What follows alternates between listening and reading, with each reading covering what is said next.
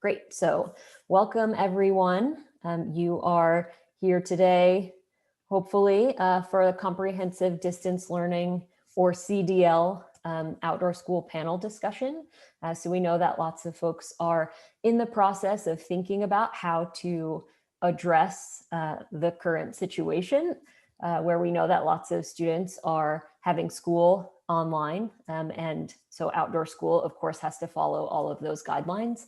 And so we have brought together a curriculum community of practice that's been meeting over the last couple of months about this topic so that folks can share lessons that they've learned, challenges, and just so that we can sort of learn together what's working well and what's not working well.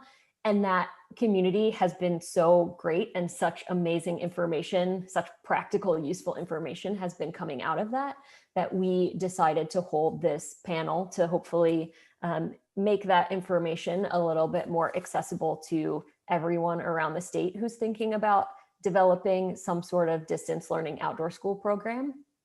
And so we have 4 panelists today who I will introduce in a couple of minutes. But I wanted to first start with a land acknowledgement.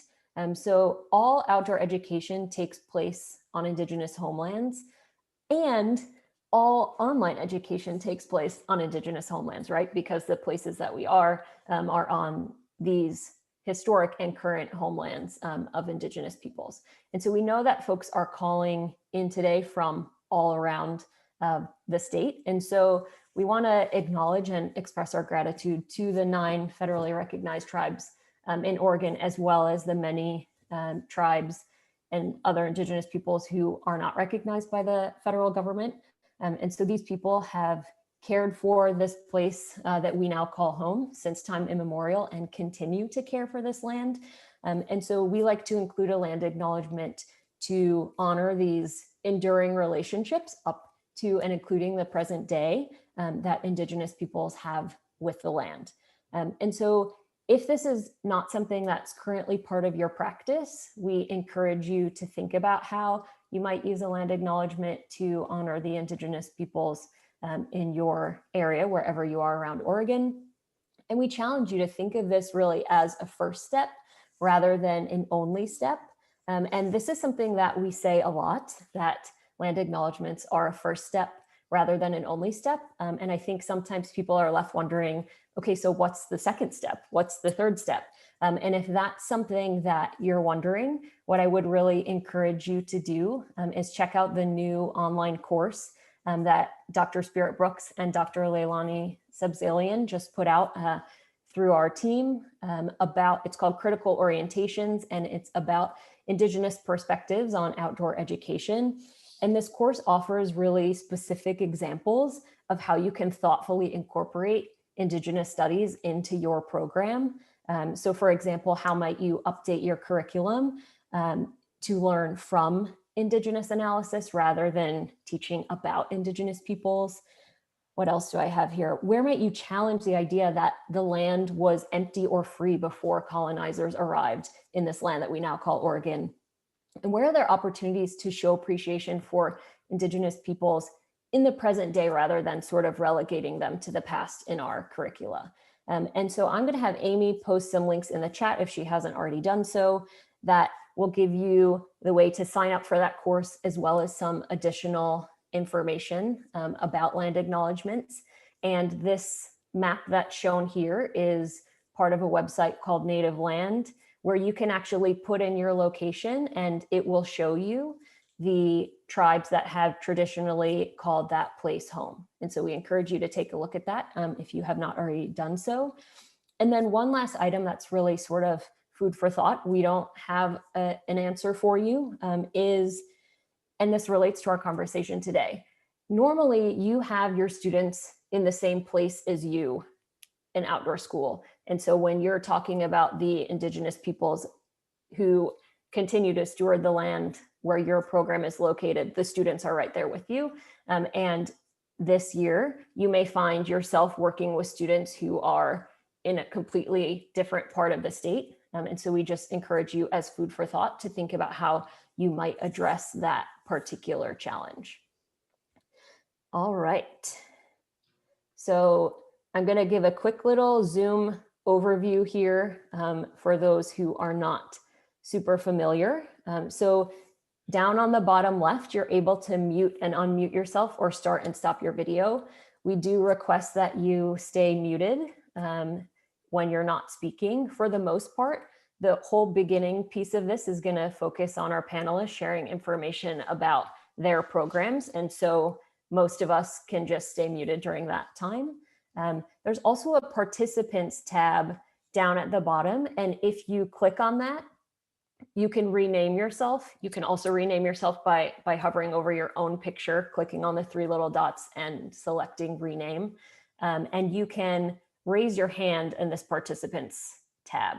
So if at any point you have a question, you can raise your hand and that will let us know that you have something that you'd like to add. The chat down here is where we're going to have most of the questions coming in from participants today who have questions for our panelists. And then there's also this reactions section.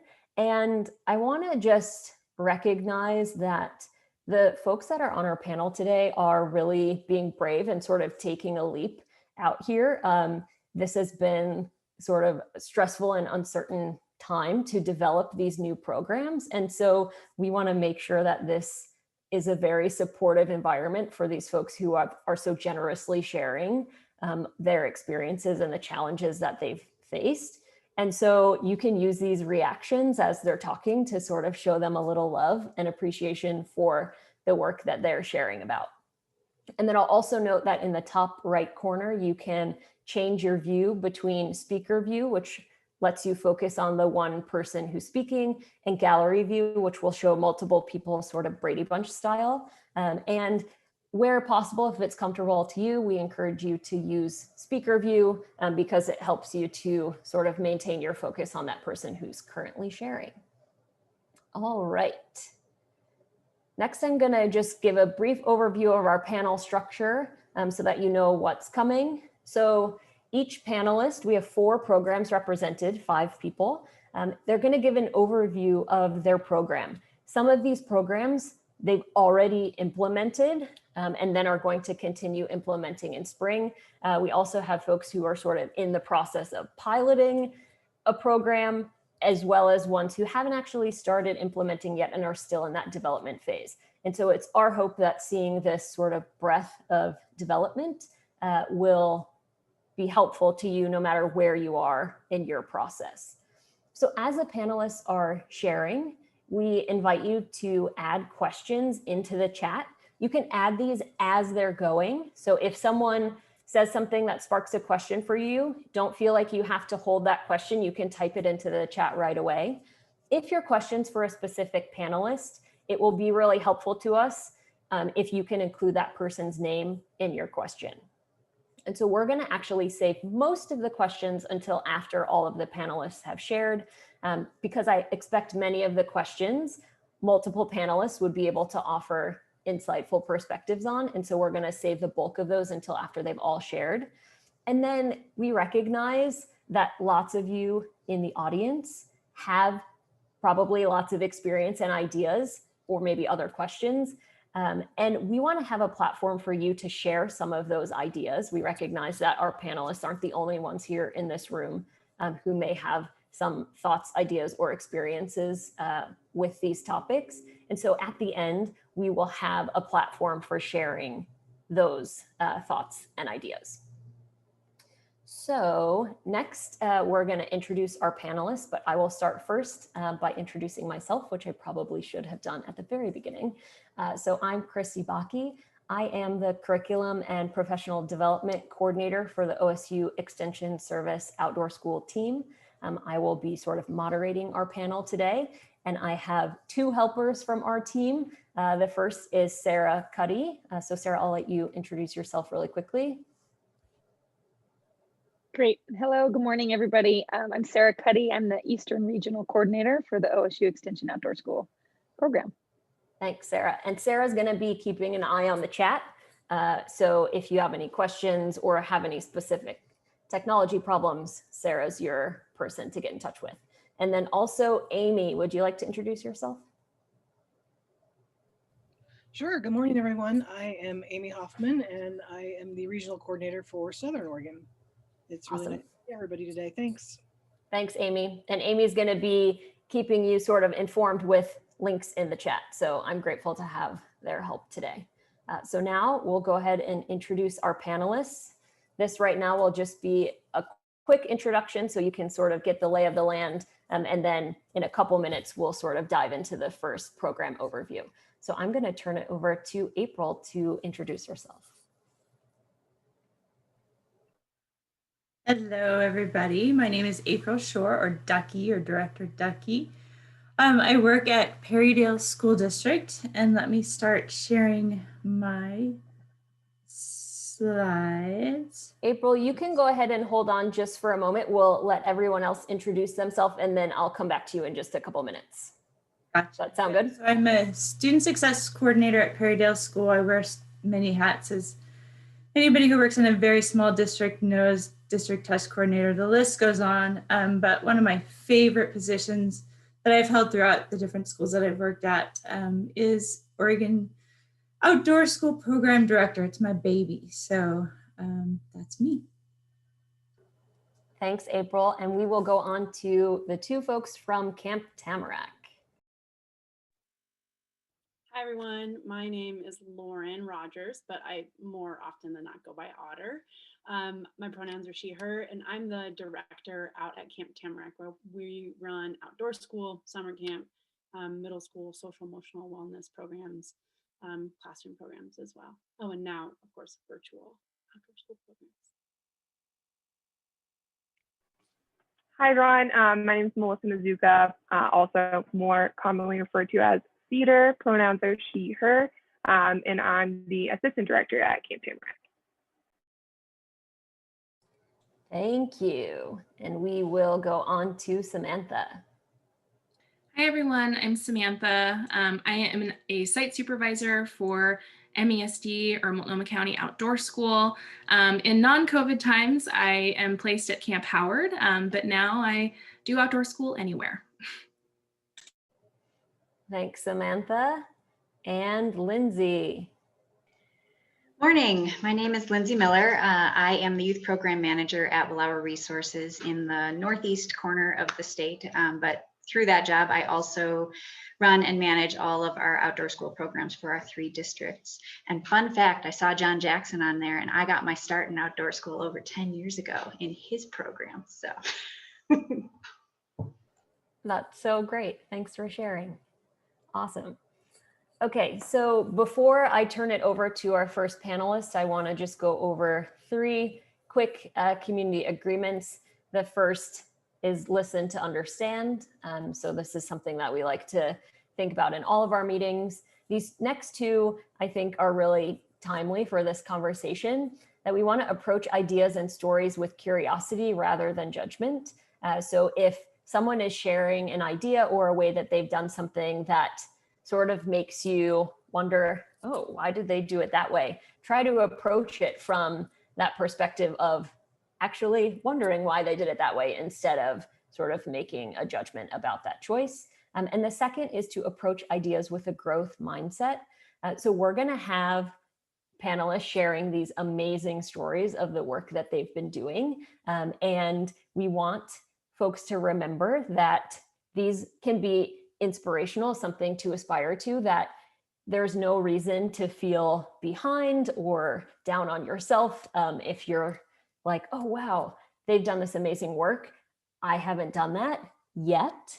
You can add that yet on the end, and hopefully that will help you think about it from a growth mindset and use these stories as inspiration for your work yet to come. So with those up there, I'm going to actually hand it over to April. I'm going to stop sharing my screen. She's going to start sharing hers, and she's going to give us an overview of the distance learning outdoor school program that she ran this year. Well, hello, everybody. Let me get my presentation up here. So I work for Perrydale School District. I've worked for a couple of others, and things are always where I don't want them to be. Here we go.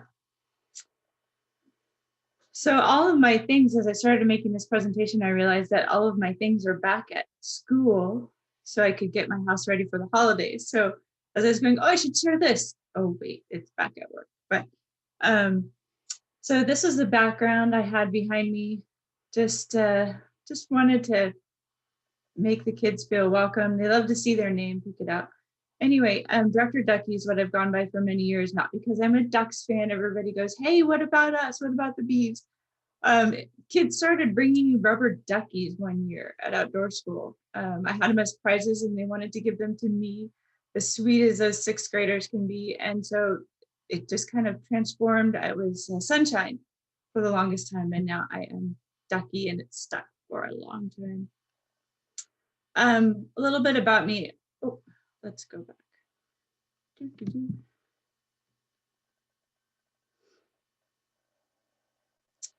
It's a little bit slow. Oh, goodness, technology, you guys. So that was my presentation. I'm just kidding. April, if you want, I can actually share it. I sure will. Let's see. Running really slow. No problem. Okay. So anyway, a little bit about my background. I have taught for 20 years in middle school, which gives you a great lesson in social emotional learning. It gives you all kinds of lessons. And so I started to go to outdoor school as a sixth grader. I went in high school as a counselor. And then when I became a teacher in middle school, of course, that becomes a part of your gig. And the money disappeared about 10 years ago or so. And I said, I can't let this go. So I became a director. At work, it's known as my baby. I have all these other titles, district test coordinator and such, but everybody knows this is my baby and I'm not going to give it up. So I went to Camp Collins as a sixth grader. So shout out to them. What my camp used to look like, it was a 3 to 4 day night experience. Great food. I involved everybody, every level at school. I brought in high school counselors, college staffers. Our home lately has been Camp Tapawingo. You know, there's recreation, there's campfire until, you can go ahead and switch, Christy. Yep, 2020 hit. Go ahead and give it a couple of clicks. Keep going. So this is what I knew had to happen. I knew that it had to be a hands-on experience for these kids. I knew it had to be engaging, interactive. I didn't want them to sit in front of a screen and just watch, because that's what they've been doing. And as hard as our teachers have been working and trying, I knew it had to be different than what they were doing. So I talked with my middle school teachers, and usually I have a couple of schools join me. That's why I say director in Polk County, because I involve Dallas schools. Anybody who wants to join, I'll bring them in. And it helps with the social emotional piece, but those teachers were very afraid. So I got together with my middle school teachers, 6th and 7th grade, since our 6th graders missed it last year. And I said, what are we going to do, you guys? What can I do? And they said, we're going to give it all over to you. You're going to replace our science curriculum for the term. Okay, a little bit of pressure, but being a former middle school teacher, I knew what they want. I knew what they needed. I knew they needed a lot of the traditions. A lot of them had older siblings that had been to outdoor school, and they were so excited for these traditions. We want that camp song to be sung.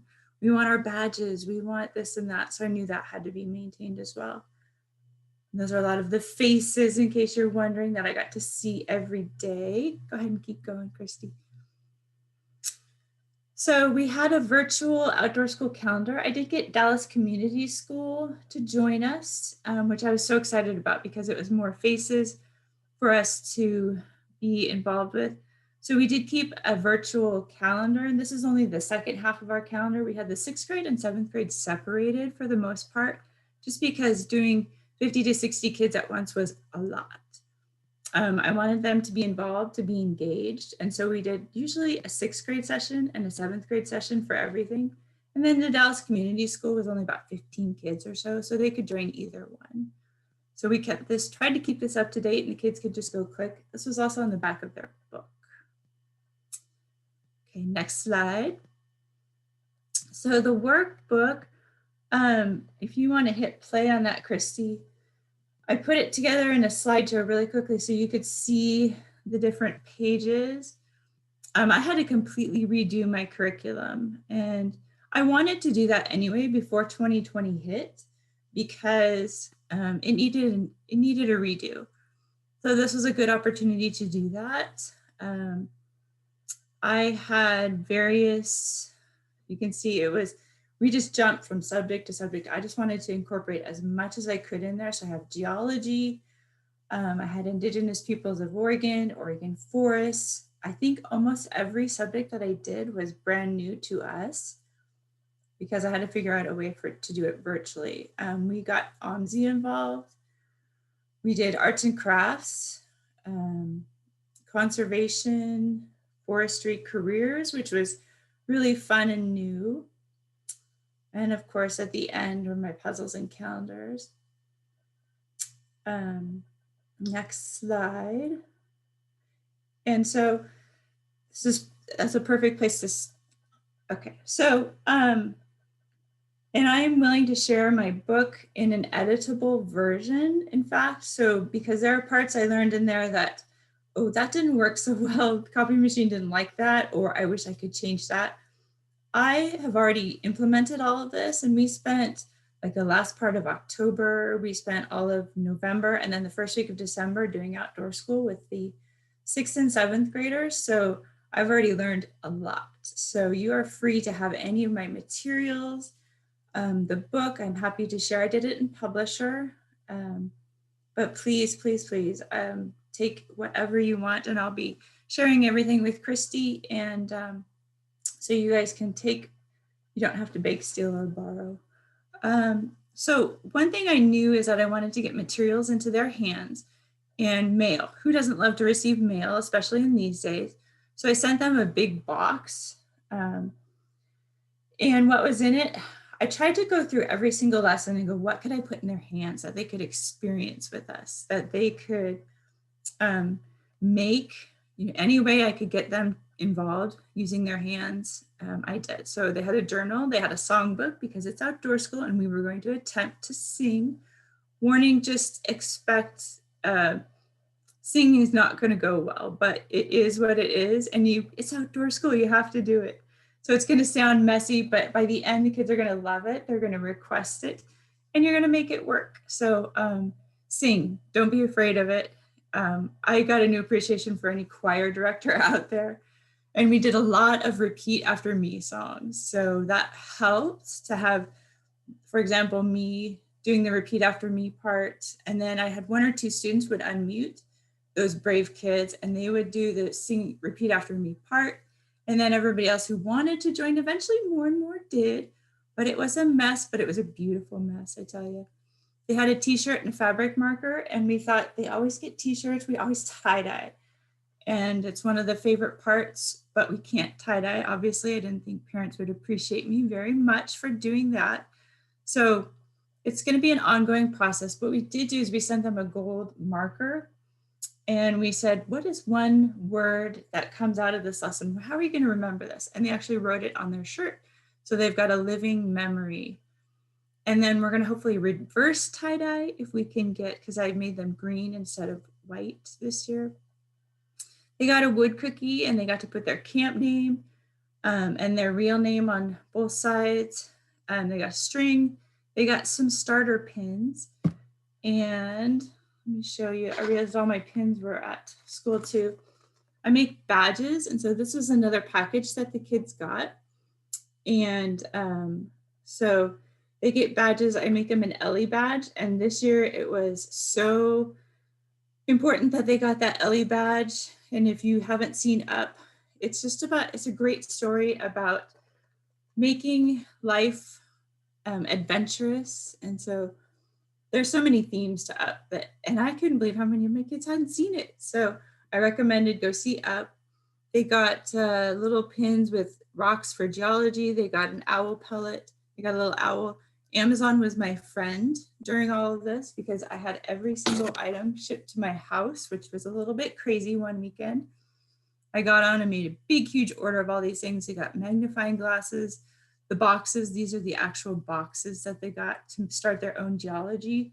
I sent them rocks. They got craft supplies, and I had to think about what do they have at home? At school, we can access scissors, we can access pencils, we can access just about everything we want. What do they have at home? And I had to think, do they even have access to good scissors? So I did some surveying and I gathered all these things. Let's go to the next slide, Christy. So here's what I found out definitely do. I love Zoom. At school, in our school district, we were only allowed to use Meet, Google Meets at first because of security reasons, but Zoom has upped their game. And Meet is trying to keep up, but Zoom is just amazing. The breakout rooms are so easy to do, and that took care of a lot of the social emotional. I wanted the kids to talk. They're so used to being on mute. And so we did a lot of breakout rooms, and we'd say problem solve. We tried just simple things in the breakout rooms, and I mixed up the schools too, faces and grades. I said, okay, here's your challenge. Do the wave in Zoom if you can. And that one took them a long time. So we did a lot of problem solving involving social emotional learning. We had them talk about a lot of things, and then the breakout rooms would kick them back, and it really helped them to start their discussions. We did skits. Zoom, I actually Googled, how do I do a skit? And that took me a long time to think about. Skits are totally doable, and they are so fun. You can do them, so don't leave them out. I know it's always been one of my favorite parts. We did Pebbles. If you haven't done Pebbles before, it was great in Zoom, and I had some really brave volunteers. And then Is It Time Yet? Those are two great skits that you can do using Zoom. Get materials into the hands of students. The grant money was so perfect. Include some extra supplies, like one of the things I sent them was a little round yellow circle. It was tiny. It was about the size of a quarter. I gave them a couple. They needed one, but I gave them 2 or 3 just in case. I knew they were going to get into this box as soon as they got it. Budget for postage. You want to send the kids materials if you're going to do this. I figured it cost me about $15 per student. Postage has gone way up, but I considered it was probably the biggest expense in my program. But I think it was one of the most important parts, is that they receive packages and with things in it that they get to do. And it was addressed to them. So they were really excited about it, actually. Encourage the kids to participate as much as possible. We kind of forced their cameras on. You may or may not be able to do that. We really thought it was important, and we explained it to the kids why it was important. But you have to think about your district and ask first before you can do that, because a lot of kids may not have homes that they are willing to show in the background. So that's something to consider. And have the right technology. So your grant money will allow you to have a good dot camera for sure. There were a few lessons I used up to 3 or 4 different camera views. Like I was working at one, I wanted them to see my face. My geology teacher had them on his rocks, he had them on signs, so he had like 3 or 4 cameras going, and he'd never done a Zoom before. So it was interesting, but it was great. So have a little tripod for sure. So have good technology, invest in a webcam. And when I say invest, it's $100, $120 to get something that can focus in really quickly. Next slide. Here is my don't. Don't think it's not possible, because it is. And don't be afraid to try something new. The kids are going to really appreciate you, even if you're stumbling through it, because it didn't go the way that you think it should have. They will laugh with you. They will laugh at you. They will help you through it. So the kids are going to appreciate you trying something new with them. So if you have a dream, you have a goal, you like, they have to know this. They have to learn this. We have to do this. It's outdoor school. Do it. But don't keep the kids on the screen for more than an hour at a time. Sometimes I had to cut it off. I would go on forever. I love outdoor school. I love what I'm teaching. I love what I'm doing. But it's not good for them. They need to get up, they need to stretch, and do that during the lesson as well. So try to maybe practice your lessons. Anyway, go ahead, Christy. One of the fun things, and actually a parent came up with this idea and it turned out fantastic. We said, okay, we're talking about conservation. I said, you know that box that I sent you your supplies in? We're done with that now. And then this happened right before Thanksgiving break, and our kids get 10 days off at Thanksgiving. And so we said, we didn't get, we called it cabin time when we'd go into our breakout rooms, but we said, what would your dream cabin look like? And so they took their cardboard boxes that we sent them and they turned them into their dream cabins. And so I thought, oh, I'm going to have 2 or 3 kids participate. I just made a couple categories like best use of natural materials, overall awesome, most creative. I thought, we'll see. I said I have Dutch Brothers cards, $5 for the winner. I just had those hanging out from some other program I was in. I got so many entries and we were going to present them at Final Campfire. We couldn't present them all. So the teachers ended up showing, the kids submitted videos, they submitted pictures. Look at how much time they spent on these cabins. So what we ended up doing was awarding every single person, the teachers and I got together, and we awarded everybody a certificate, because look at the time. I couldn't say, sorry, you didn't win. It was one of those everybody gets a trophy kind of moments, because the kids were so filled with pride. So have projects. They wanted to do this. They wanted something to work on with their hands that didn't involve any screen time whatsoever. I mean, these were amazing. They put together videos that were half hour, or not half hour, but 30 seconds to a minute long. We allowed them to show. So that was definitely a fun experience. So any projects you can give to them to do is great. And the weather started to change, so I tried not to do, I had them go outside and find some things for different lessons, but it was pretty rainy and windy by the time we were finishing up. So this was a great thing for them to do inside. A lot of them involved their families. Go ahead and change.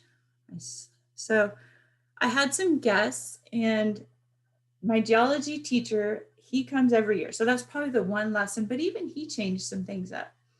He was fantastic. He always is. This is probably the one lesson I kept the same. Craig Hallett, he's our retired science teacher. He taught at Perrydale for like 30 years. He had those kids so engaged, but they had rocks in their hands. He had carefully selected, and we invested in sending each of them, made sure they all had the different types of rocks in their hands. As you can see, there's an example of one of our kiddos.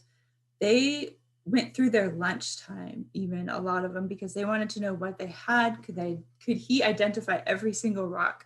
It was kind of funny. I'm like, Mr. Hallett has to go, or he's actually Charger. He's got a camp name. We have another program to do. So it was amazing. So getting things into the kids' hands is fantastic. We had Wendy Sparks come, and we usually do fish dissection.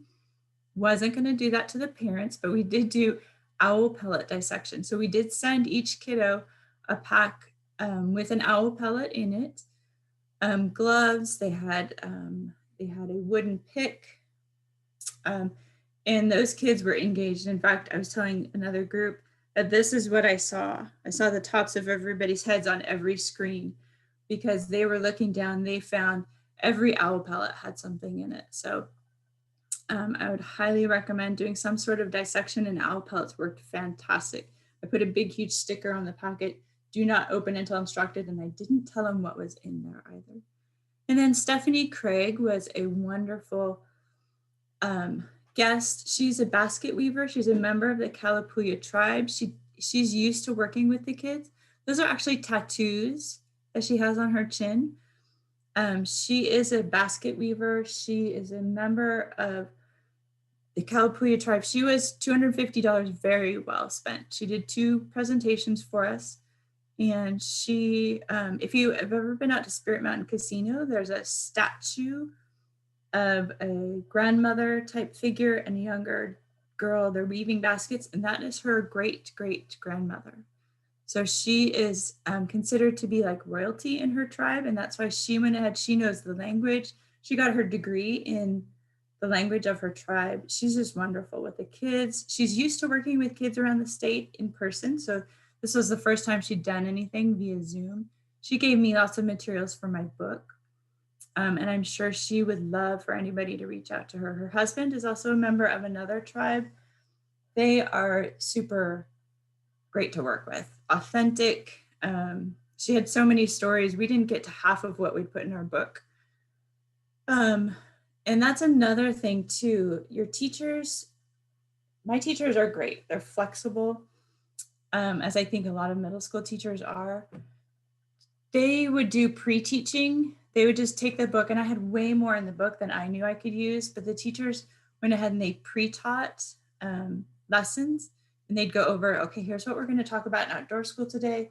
They'd answer questions as much as they could. And then whatever I didn't get to in our lesson, they would use as lessons in their classroom. So it was great. We filled up an entire term worth of outdoor school that continued into their classroom. So the teachers were very thankful for that, and that they got to step away from Edgenuity, which is what we're using for our curriculum. And the kids really enjoyed it. It sparked new discussions. It went into social studies lessons. So it just spread throughout their day, language arts lessons. It was pretty phenomenal. So I don't think, go ahead and keep going, Christy. Oh, some other resources. The OSU Extension Office, you guys, kudos to you. Their site was a huge help. All of these are on that site. The Oregon Forest Resources Institute is a fantastic place. So I encourage you to use that. There are so many lessons, and so much has been added in the last 2 or 3 weeks since I've been there. I was really impressed. So go check it out. If you haven't even recently, I would check that out. I have so many things that I was going to try to pack in. And so that is just a really brief. I learned an amazing amount that I didn't even know where to start. That's why I had to have a slideshow, because I learned so much, and I'm happy to share and answer any questions that you guys may have, and contact me. My email will be out there, but I think that's it in a nutshell. Thanks so much, April. That was super interesting. So I'm going to go ahead, as I mentioned at the beginning, we're going to save the questions until after all 4 panelists have shared. And so what we're going to do now is pass it off to the next person. And if you have questions for April about the work that she was just talking about, we can ask those in the question and answer period after this, as well as I mentioned in the chat, we will send her resources, which she so generously offered to share with us, out via email next week, along with a link to the recording of this session in case you have other folks that you work with who aren't able to make it live with us today. So thanks again, April, for sharing that. And I'm going to go ahead and hand it over to Cedar and Otter to give us an overview of their program. Sweet, thank you so much. And we're so excited to be here and to share what we've done and what we're planning to do. So this fall, we went from an instructor staff of 9 to 2. We had 2 instructor staff, and we did distance learning for 12 schools over the course of 9 weeks. Cedar and I taught more than, of course, we normally teach, but about every other week. And we had 1 other staff who would come in and help teach a little bit, but still a pretty small group. In the spring, we're going to have 3 or 4 program staff, and we're going to be teaching 25 schools over the course of 11 weeks. So for the schools that we did learning with in the fall, we're going to hopefully follow up with all of them and do more virtual or in classroom, whichever we're allowed to do. And then we'll get all the schools that were supposed to come in this spring also for this spring. So that's what our program has been looking like. Also we work mainly with 5th grade students. We did maybe 1 or 2 6th grade classes for more rural communities, but it's mainly 5th grade. If you go to the next slide, please, Christy. I'll pass it to Steve. Perfect. So kind of just an overview of what it looked like. So we did For the fall, 1 hour a day for 4 days a week. Our students only go to school 4 days a week of entirely interactive lessons. So we were doing science, we were getting up, moving around, and we are going to go ahead and up that for the spring to 1.5 hours at a time. We've found that we can very easily fill that hour and kind of prove to teachers like, yes, we can engage your students for 1 hour. Now we're going to do it for 1.5 hours. So we're excited about that. Logistically, we had for the fall 1 staff member to about 10 students. For the spring, because we're going to be seeing so many more schools, we did up that. So 1 staff's going to be with 12 or 15 students for the spring. And we have found, like, if you do have 10 students and maybe 1 or 2 of them didn't show up and 1 or 2 of them don't have their video on, it can get just a little bit awkward. And so we do feel good about upping that to the 15 kid range. And logistically, those classes get split up into their own video calls. And so if I'm with Miss Smith's class, I'm with 10 or so students in one, like, completely separate call. Otter has 10 students in her own call and someone else has. And then the teacher can kind of choose how they want to approach that. And so that we've had some teachers who we never saw them for the entire week. We've had teachers who maybe visit Otter's class and stay there for the whole time, or they pop into all of them. And we've kind of just let the teachers choose. Some feel like they need to monitor everything. Others, again, we never saw them. So, and each kid got a kit. So we just sent them a really simple Ziploc bag. We prepped all of them and then delivered them in a box to the school. And then we kind of let the school take on distributing them. So they got a wood cookie, they got a sticker, they got some beads, and then they earned their beads each day. We sent them a little button to put on their wood cookie. We have little Camp Tamarack golf pencils, and then a journal as well. And the journal had all sorts of things that they could do independently, as well as things that we would do with them while we were on the call.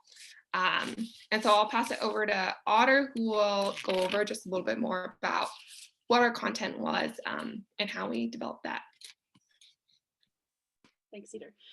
So since February of 2020, we've attended more than 40 hours of training with a program called Project Adventure.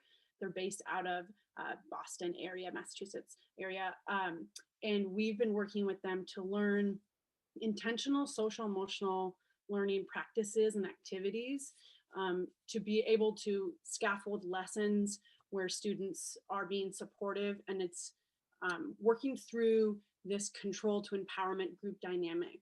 So through the lessons with them and the training that we've received, our lessons when we first start out, you start as a facilitator with a lot more control. So you're giving more rules, you're giving step-by-step instructions. And towards the end of the week, as the students are feeling more comfortable, they're willing to maybe turn their cameras on and talk more. That's called the empowerment stage. And so you're able to give less specific rules. They're able to problem solve. They're able to come together as a group and to collaborate more freely. So within our curriculum, which we're totally willing to share, we have all of those. Cedar has made it so it says like the intentional scaffolding of the lessons and why we have arranged them and designed them in the way that we have. So a lot of the lessons are collaboration, connection, and communication.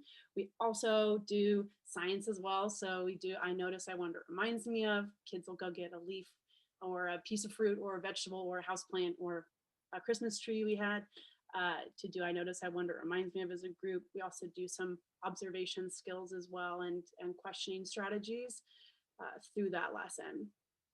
We also are incorporating some things that we're trying to be campy and make it still like fun outdoor school experience. And so Cedar is going to talk about some of those. Yeah, so we hadn't tried out songs yet, and so I'm happy to hear April mention that she tried it and that it was fun and awkward as expected. So we're looking forward to maybe getting some songs and skits into our lessons. In the journal, we have things like a word search, we have Mad Libs about coming to camp, and we have like an I Spy sort of picture drawing thing. So some fun activities in there as well. And then for the spring, we're going to send out like a Google Slides presentation for the students to watch before their sessions with us. And it's like a little, if you saw our Bitmojis, it's like a Bitmoji presentation where they get to meet all of our team. And so maybe they're going to be in my class. And so they won't meet Otter, but they'll still get to learn about her.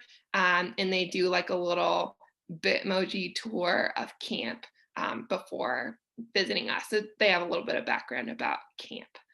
And so, yeah, we're looking forward to getting a little bit more campiness into the lessons as well. Cool. So I'm going to dive into just some of the lessons that we learned. Kind of like what April said, there's so much here. And so please feel free to reach out to us and we're happy to elaborate on things or say more as well. But some main takeaways. Number one, use the same video platform as the students. So if they use WebEx, use WebEx. If they use Google Meets, use Google Meets. Transferring to those different platforms that they're not used to was a really big challenge that we learned like week one. So that was something going into next spring. We're going to make sure our staff is trained on all of the different platforms and ready to tackle those. Another big thing is we used a platform called Jamboard, which is a Google platform, super successful. It's essentially like a shared whiteboard space that makes things really interactive, and we loved using it. We did run into being from outside of the school district, we're not able to share things with students or email students or things like that. And so if you are looking to like share something to be interactive, making sure that the school district, someone from the school district owns that file. So with our Jamboards, we would just share a Google folder. The teachers would make a copy of that folder, making them the owner, and then we had no problems. So just something to consider when wanting to share things, that the teacher will need to be the owner of it. And then really, it's been a blast, but technology does have its challenges. We all know them. Sometimes your internet's going to crash. Sometimes their internet's going to crash and they're going to be upset about it. Things happen. And so a lot of those things we learned now going into it, that on the front end to train our staff about. So if your internet crashes, here's what you can do. If you're super glitchy, here's what you can do. And just making sure that they know ahead of time. So I'm not teaching a class and then someone else is teaching a class and panicking and calling me. So those things happen. And so just being prepared on the front end and having a game plan for when technology decides that it doesn't want to work, because it will happen. And then lastly, sometimes kids are going to have their video off and they're going to have their mic off, and making sure that we're not taking it personally. There could be a million reasons why a student doesn't have those things on. One, we have found that some students' internet simply does not support them having their video on. If they turn their video on, they get kicked out of the call. And so for that, that's really simple. Like, we just can't. Technology won't let us. Again, technology has its challenges. It also could be that they were not set up or prepared for that activity that you're trying to present. So thinking about that kind of social risk of having the video on and participating. And that's why we do that intentional scaffolding, to make sure that hopefully we've scaffolded and grown that comfort level where they want to participate. And just being mindful of every group is not going to move through that scaffolding and move through the lesson at the same rate or in the same way. And so making sure that we can adjust of, well, okay, so-and-so doesn't want to turn their video on. What can I do to kind of adjust the risk level so that they would like to? Okay, those are just like the main ones. And again, we're happy to talk more. I'll pass it over to Otter for just like a few little highlights. Yeah, so I'd say I don't think any of us started in this realm because they were really excited about virtual teaching. Or I just might be the only one. But I would say that we were so nervous. And I remember before our first lesson, I texted Cedar, why am I so nervous? But this has been so fun to be able to connect with these kids. You can just tell that they don't get a lot of time just to collaborate and to communicate and to like work on challenges and have that feeling of satisfaction. I think their teachers are stressed and their families are stressed, and so it's been really incredible to connect with them and to communicate with them, to see our instructors kind of grow into online instructors and to see how that's gone. So I would say it's been incredible to be that guide on the side and to watch and like to see them work through these activities and still have this really fun experience. Be so excited about decorating their wood cookie and choosing a camp name, being so excited to like earn their beads and get a Camp Tamarack t-shirt if they finish the bingo. So it's been really a cool experience to be able to still have, we didn't think it would feel the way that it does, and it's been incredible. But that was all we have. I would say thank you so much. We're so honored to be here, and we still have a lot of learning to do. We're so excited to jump into spring and to see what this spring holds, but we're so grateful to be here. If you have any questions, we're happy to answer them in this or email follow-up. Just let us know. But thank you all so much. Thanks so much, Cedar and Otter. And I will say, Otter, based on what we're hearing, you are not the only one who is nervous about online outdoor school. So certainly you are not alone. So we're gonna go on next. Again, you can pop questions into the chat at any time and we'll come back to those at the end. We're gonna move on to let Samantha share a little bit about her program. I'm gonna stop sharing my screen so that you can see her face a little bit bigger since she doesn't have any slides to share. And so I will go ahead and pass it over to Samantha. Hi, everyone. Thanks for being here today. I'm really excited to be able to share a little bit about our program.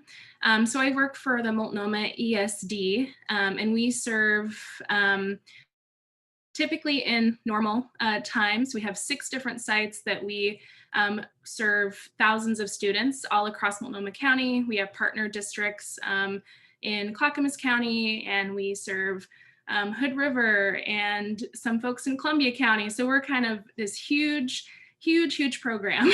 And so obviously transitioning all of that to distance learning has had a lot of challenges, and we have learned a lot. Some of the things that we learned early on were actually from folks at Camp Tamarack and Audubon in Portland. We actually kind of did an informal panel a couple months ago and gathered some information and used a lot of that to help create our program. So we have really tailored our program to the schools that we will be serving. Even within the same district, some schools have completely different distance learning schedules. That's something that we learned.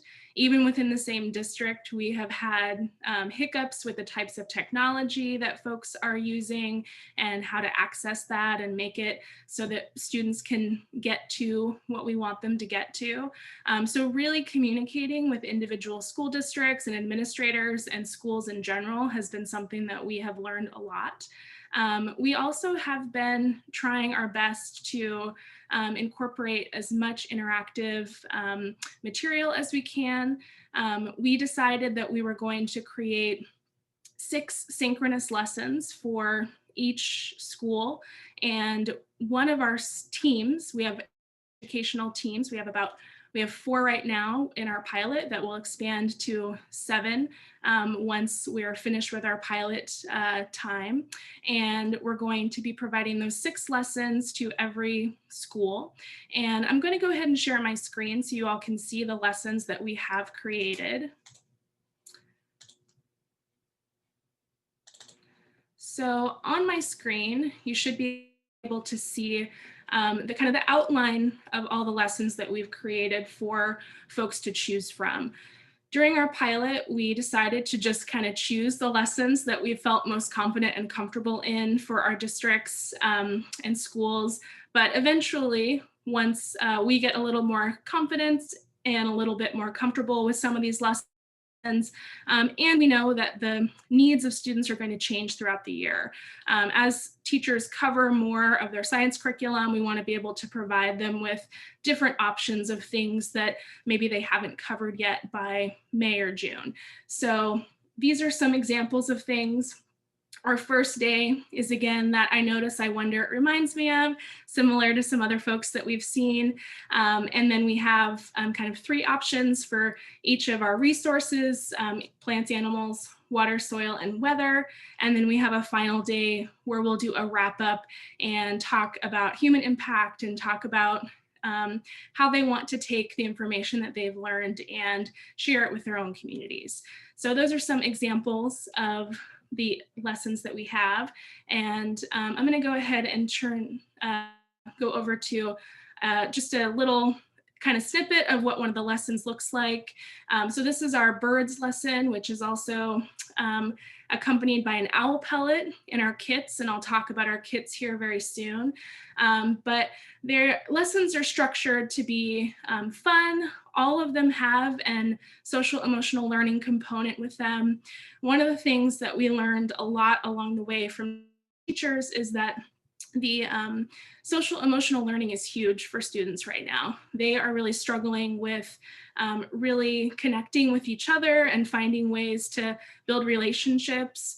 I had a teacher tell me just the other day that, you know, her students are really just starting to get to know one another, and it's, you know, really into the first quarter of their school year. So we're doing a lot of things that will help students kind of get to know one another. We have some ground agreements that we go over at the beginning of every class. We do a little reflection on maybe what the last lesson was, or if students are doing asynchronous work, we're kind of reviewing that work with them. And then we also have some learning targets for every lesson, which has been really helpful for teachers to see these and to really know what students should be learning when they're with us. And then we also have kind of an opportunity for them to gather their kit items. So our kits are 20 items that students are being provided. And in terms of deciding what to put in the kits, we really wanted them to get as much hands-on stuff that they could. So we're talking about magnifying lenses and pH strips, and we're talking about their nature journals and tweezers and thermometers, things that they can really do some scientific observations with. And getting kits to students has been a challenge in itself. We do provide them to the schools to distribute, but some schools have regular pickup days where families are already coming to get food or to get library materials, and some schools do not necessarily have that infrastructure. So it's really been a lot of communication with every single school. And thankfully, we have an amazing person who works for us who has been gathering all of these kit materials and helping with the assembly process and distributing them. So it's been a lot of work is the moral to that, and really trying to be proactive with a plan to get that to students is important. But that's kind of our kit materials. Also, we wanted to provide some kind of iconic outdoor school items. So we do have that wood cookie, we do have friendship bracelet string, and other things that you know, students would normally be accessing if they were with us for a week. In addition to our lessons, we also have been using other Google Suite and kind of Google accompanied technology resources. One of those is Jamboard. So this is kind of an example of one of the Jamboards that our staff created to accompany that birds lesson. And this is an interactive tool where students can draw and they can post pictures and they can kind of do all kinds of different things with it, which has been really helpful to get students to engage. And one of the biggest things that we have learned with engagement is that every school is a little bit different with their kind of norms for technology. So as mentioned before, some students have their videos off. Some students only use the chat. And so using tools like Jamboard or things that are a little bit more interactive have allowed for students to participate in a way that they're comfortable, and gotten a lot more from students who we may not hear anything verbally from. And the number of schools that we're serving, there's a huge spectrum of students who have been more heavily impacted by the pandemic than others. And so along with that social emotional learning, we're also really trying to meet students where they're at with their comfort with technology, and making things as simple as possible, really going to their school platform has been a huge one, like was mentioned with Tamarack, and really trying to kind of ease into them building relationships with our staff. So we work with students, like I said, for 6 synchronous lessons, but that's over a 3-week period. So sometimes teachers choose to do those lessons back to back and do them all in 1 week. Sometimes teachers choose to spread them out, 2 every week or something like that. Sometimes it's really dependent on the schedule of the class. So that's kind of an overview of all of our lessons. In addition to our lessons that we're providing for 6th graders, we've also developed an online class for our high school student leaders. And this is a leadership class that is currently open for every high schooler to register for. And we're using a partnership with Portland Community College to offer a college credit for anyone who wants that. And that it has been a really nice way to continue to engage with our high school students who so miss being at outdoor school. And it's also a way that we're hoping to kind of expand our program and connect those high school students to 6th graders at some point after the new year. Something else that's in progress right now is a website. So we know we're not going to be able to share all of this material with students because we don't have the time, we don't have the ability to do that. So we're going to be putting all of our lessons on this website for teachers to access and students to access. And it will also have, really fun things and videos and things that our staff have put together last spring, as well as some things that we're working on currently. And that's kind of the ultimate goal, is in the next couple of months to have that up and running and have a place for all of that material to be housed in one place. So that's a very quick overview. Happy to answer questions or happy to share things as well. Thank you. Awesome. Thanks so much, Samantha. These programs all really sound like a great time. So I wish I was a 5th grader. And thank you again. We're going to go on to our last panelist here. So Lindsay from Wallowa Resources is going to share a little bit about their program, which is still in development. So it's great. We have a range of experience among our panelists as far as how much implementation they've done already. So I'm going to go ahead and hand it off to Lindsay to tell us a little bit about what she's been working on.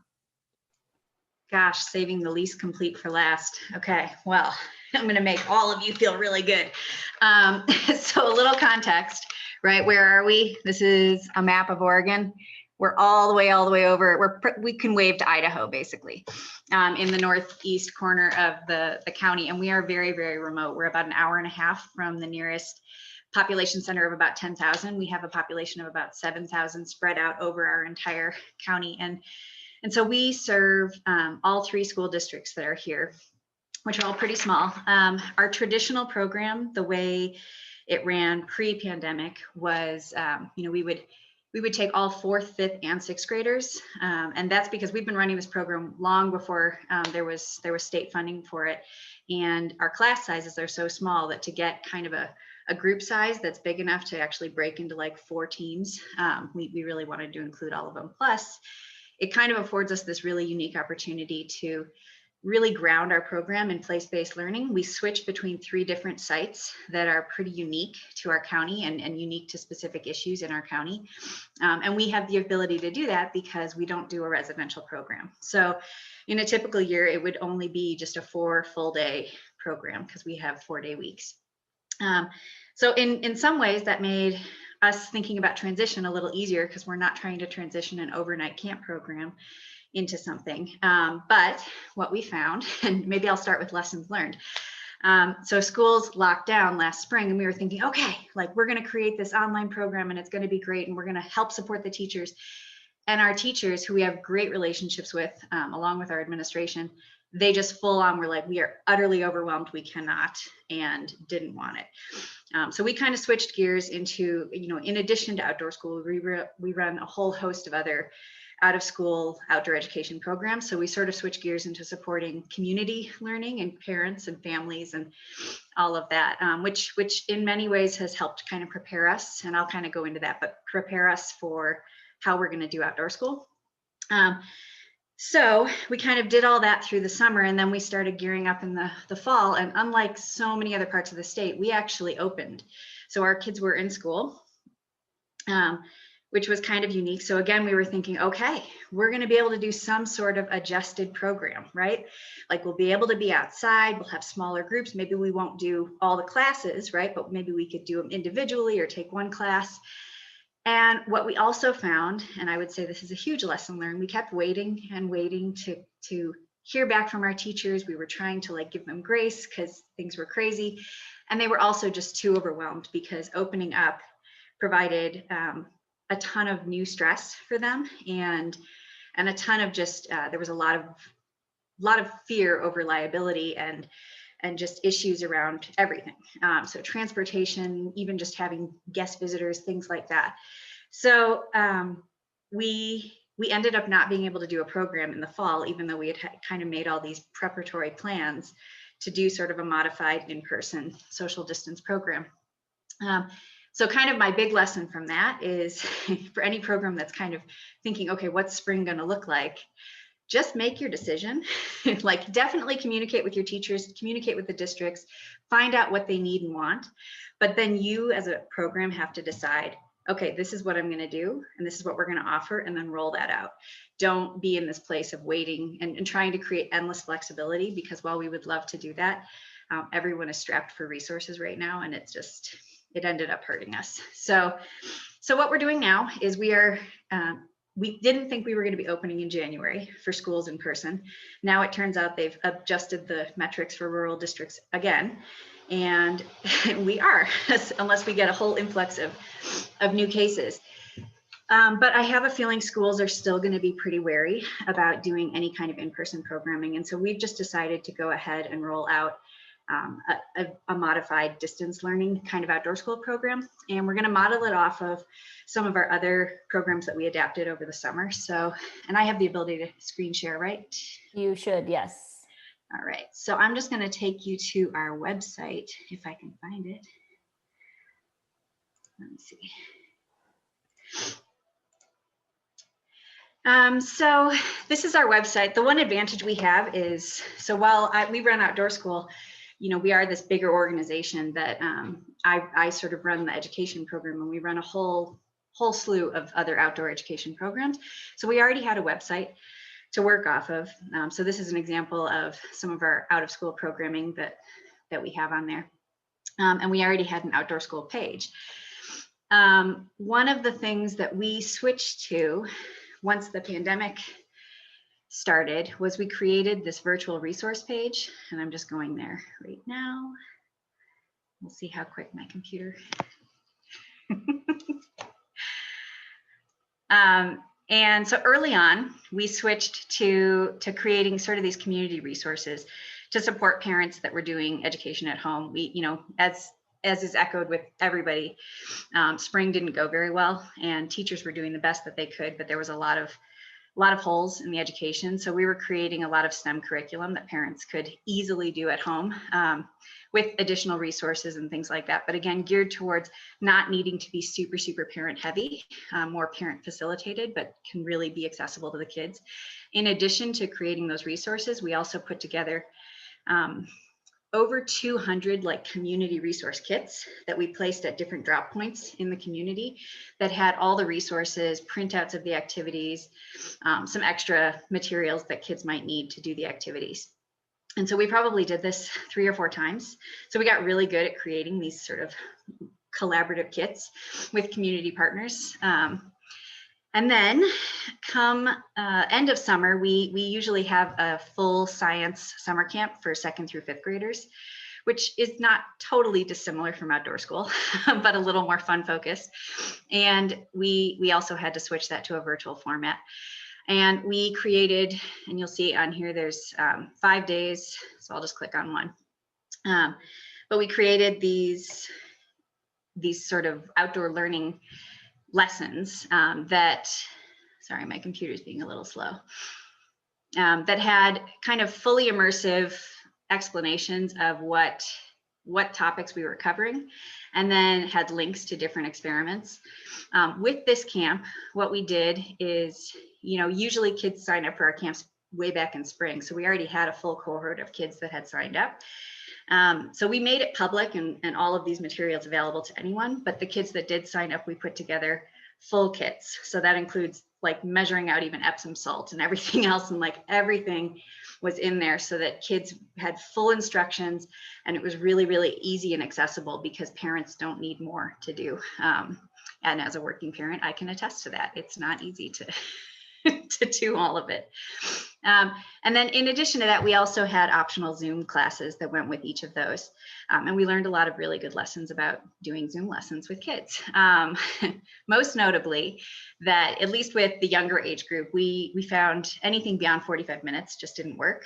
And I heard this echoed earlier on, but doing some sort of brain breaks within there, whether it's actually physically getting up and like doing something, even if it's something as simple as jumping jacks, or interspersing with a lot of riddles and jokes and things like that. We got really good at doing that because you needed to kind of have those attention grabbers to sort of refocus kids and then kind of go into the next thing. The other thing that worked really well, and we were able to use Zoom. I know a lot of classrooms don't use these formats, but their breakout rooms and their polls work really great for engaging kids, especially the polls. We actually did a lot with just interactive quizzes and things like that, and kids loved that.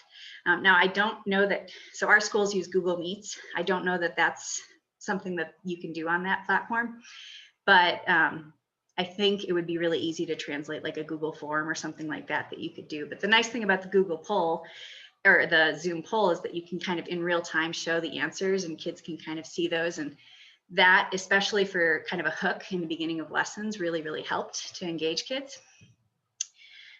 So beyond that, come spring or come fall, we also do a full day outdoor adventure series on Fridays because we have 4-day weeks. So we also followed kind of a similar format, but we did it a little different. We actually offered in-person and virtual CDL components. So we had virtual lessons that were about an hour, and I'm not going to spend too much time going into them, but I'll kind of click on one just to demo it. But those kind of took a format of, kind of like a not a PowerPoint, but like a, interactive slide show, but again, making use of interactive quizzes, interactive polling, anything that's going to get kids inspired. And then we also provided resources for, like as place-based as we could. So like there's a Wallowa County field guide for herps here. Here was an art project and some other kind of interactive quizzes. And again, all of this was available online, but we also did these Zoom classes that kids signed up for, and they could be from our county or anywhere, which was kind of a cool thing. And then we also offered 3 in-person days. So one of the things that really presented a lot of problems is we used to provide our own transportation, because in our county, access and transportation are really difficult for a lot of families. We couldn't do that right now with COVID regulations. So kids had to be dropped off at trailheads and then picked up at trailheads, which provided us with a little less security because we were sort of trapped with kids and didn't really have a way to transport them if we needed to. But we kind of worked through that and actually found that kids out in those environments, even being outside, were really compliant with wearing masks and staying distant. We did a lot of like showing of bird wings when we gathered together to kind of maintain different distances and spaces. And it actually worked a lot better than we thought. So what we what we are hoping to do, and I'll kind of go to the next thing for our outdoor school, and none of these are live yet on our page. We're still kind of working on them, but we will have sort of an outdoor school landing page for our schools. And on here, we'll have our 4 topics. You can see there's kind of 4 places for pictures. And kids will click, or kids or schools will click on those. And then that will take them to, and again, like I said, this is really in progress. That will take them to their specific like day page for a landing page for that. And, you know, like this is the beginning of a salmon lesson. So there'd be some sort of like intro.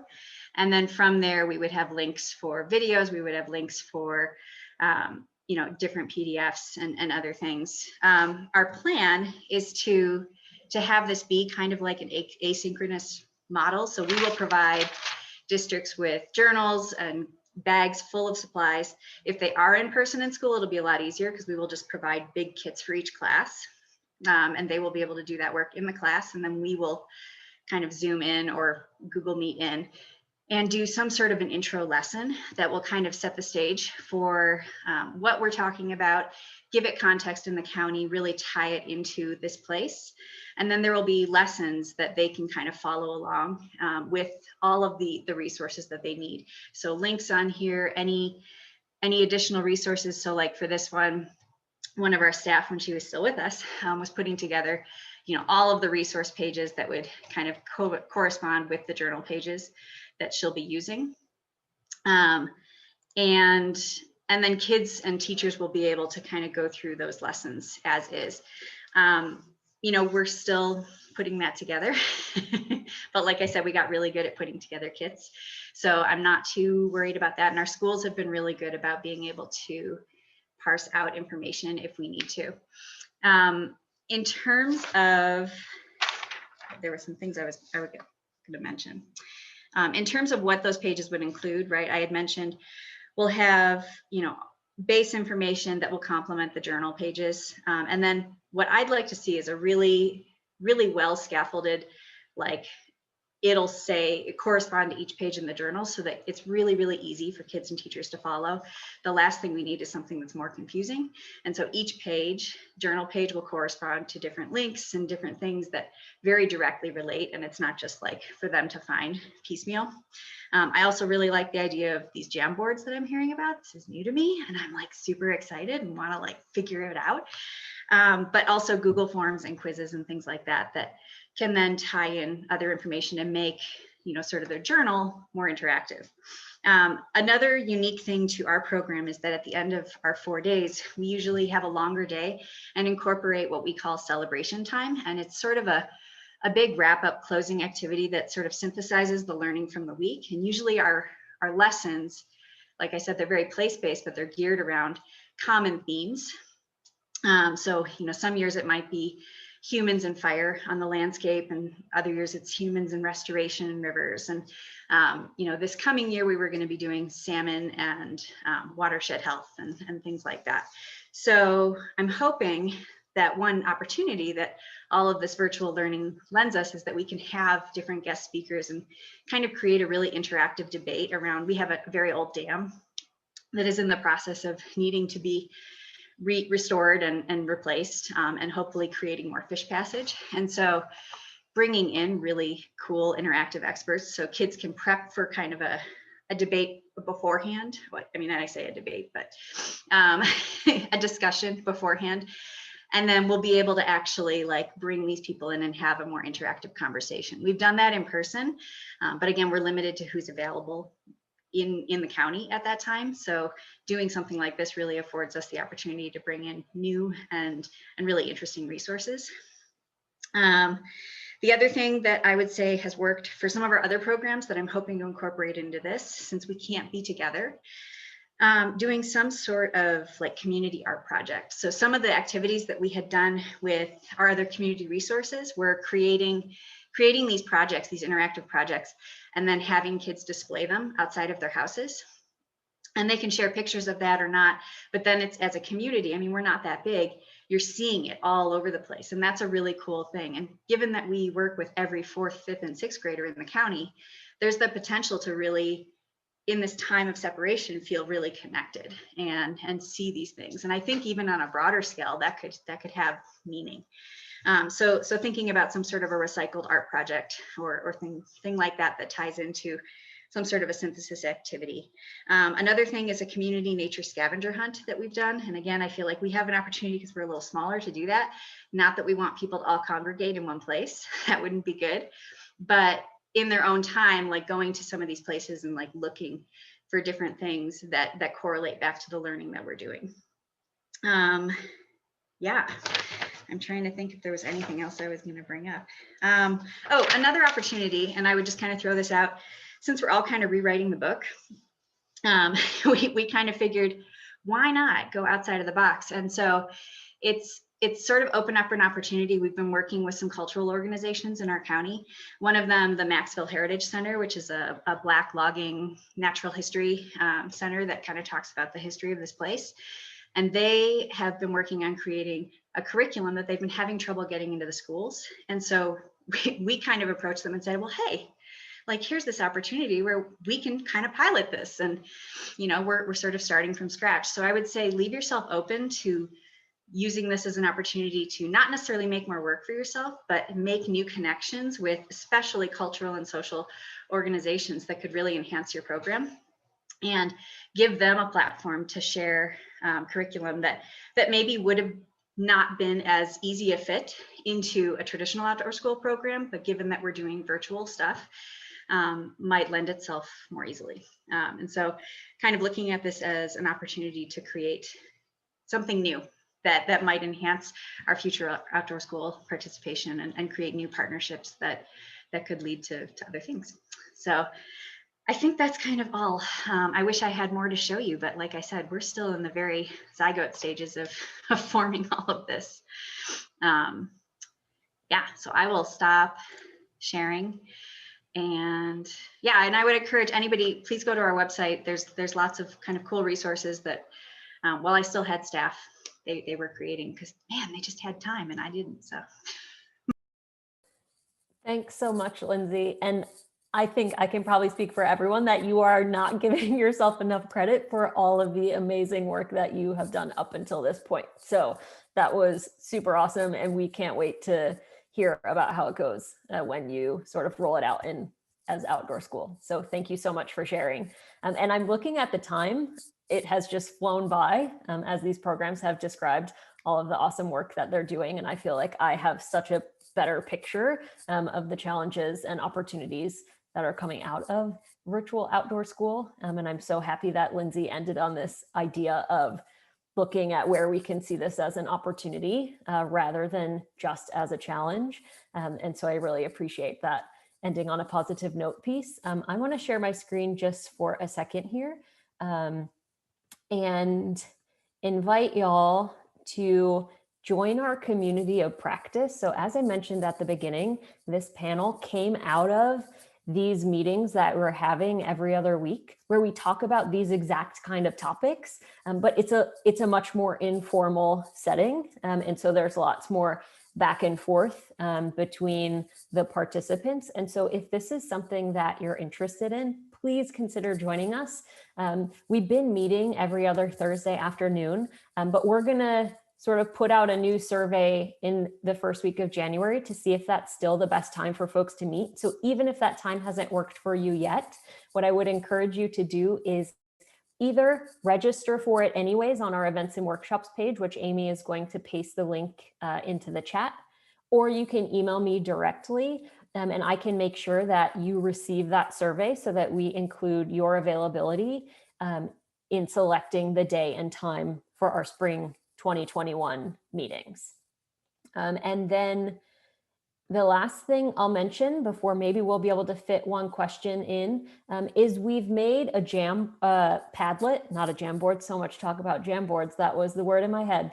We made a Padlet where we're hoping folks might be willing to go through and pick a couple of questions that you have experience or ideas about so that we can make sure that the expertise that's here in the audience as well as the panelists has an opportunity to get out to folks. And so this is a screenshot basically of what the Padlet looks like. And you can see it's pre-populated with some questions, and you can add answers as comments. There's also a place where you can basically like things. So if something really resonates with you or you had a similar experience, you can indicate that. And feel free to add your own experiences or add additional questions. And we're hoping that over the coming weeks, folks can keep coming back to this as new things come to them. And so that will be, the link for that will be in the chat for you. And let's see, it's 1:27, and I'm gonna see if we have any questions. Sarah, have you been tracking? There's one question that I saw. Thanks, Rita. Oh, I see one here. How are you doing head counts for billing? Seems complicated when kids aren't always able to show up 100% of the live Zoom sessions. So I wonder if any of our panelists have any ideas about how that's working.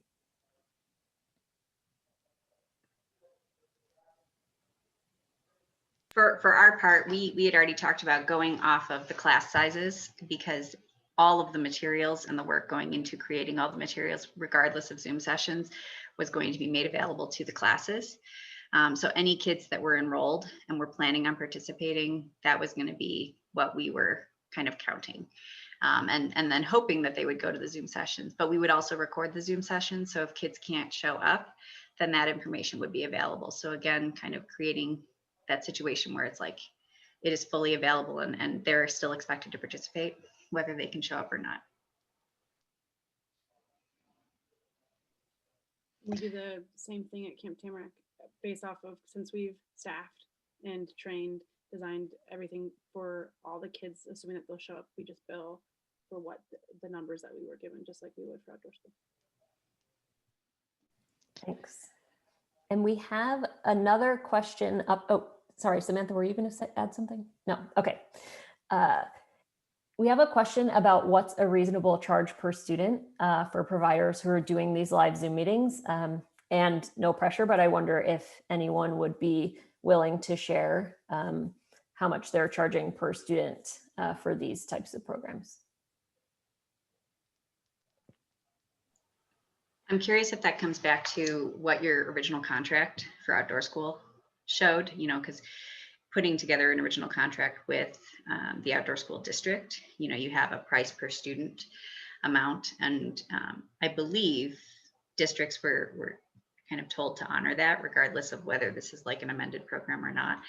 And I think everybody can speak to that. Maybe there isn't as much in person, but there's definitely as much work going into, if not more, going into the pre-planning of the programs. So I don't know, people who've done it. Yeah, thanks for those thoughts. And in the email that we'll send out after this, I can also send information about the thresholds, which is for the total amount that the district is allowed to be reimbursed by us, which does not equal the same as what the providers might charge the districts. It's the total cost overall, including all the costs that the district might have. But we can share some of that information in the email afterwards as well. And I could share, I don't know if it's what we charged. And I would say depended on day, depended on hours, but we did anywhere between 125 to 175, but that was dependent on what we were giving to each school in hours. I just called Charlie. Oh, awesome. How does that compare to your normal per student price? Which I didn't ask Peanut that when I called in.